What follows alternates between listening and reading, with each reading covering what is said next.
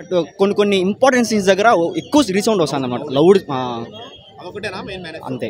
Minus ఏం లేదు బే, అంటే చెప్పాలంటే కొంచెం ఇబ్బందిగా ఉంటుంది అంతే ఆడియన్స్కి. కొంచెం అదే కొంచెం అన్న డైలాగ్స్ కూడా అది అంత ఫ్లూయెంట్గా వినపడవు కానీ బట్ ఉన్నాయి.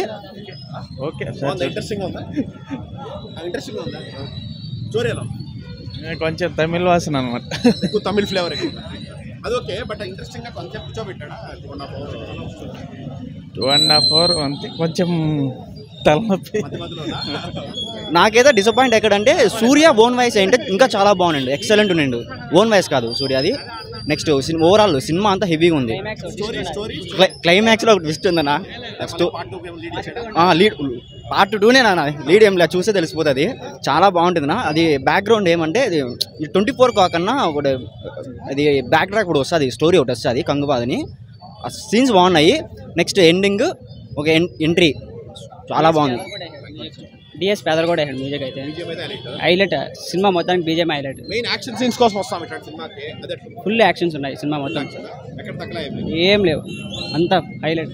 ఎట్లుంది సినిమానా? బాగుంది బాగుంది, ఇంట్రెస్టింగ్ ఉందా?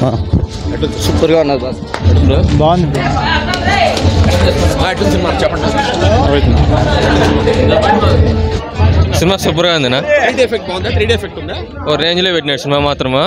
యాక్టింగ్ ఎట్లా సూర్య? జీవించేసాడు యాక్టింగ్ అయితే. బయట కొంచెం డివైడ్ టాక్ వస్తుంది, ఏం చెప్తారు సినిమా? అదంతా బ్రైట్నెస్ ఒకటి తక్కువ ఉంది, సినిమా మాత్రం భారీగా ఉంది. సెకండ్ హాఫ్ మాత్రము స్టోరీ యాక్షన్ పార్ట్ 2 కోసం వెయిటింగ్ అంతంగా. బ్రైట్నెస్ ఒకటి పెంచుంటే బాగుంది మూవీకి. అదొకే సినిమా కథ బాగుంది, సినిమా అంతా బాగుంది. ఇట్టుబడింది మళ్ళీ సూర్యకి అయితే పడుతుంది, ఖచ్చితంగా పడుతుంది. 1000 కోట్లు ఏం లేదు, 500 crores గ్రాస్ చేస్తాడు అన్న. సినిమా సూపర్గా ఉంది అన్న, ఏం నచ్చింది మెయిన్? అంటే కంటెంట్ బాగా నచ్చింది అన్న. 3D లో బాగుంది, ఎఫెక్ట్స్ బాగున్నాయి. 3D సూపర్గా ఉంది, అంతా బాగుంది.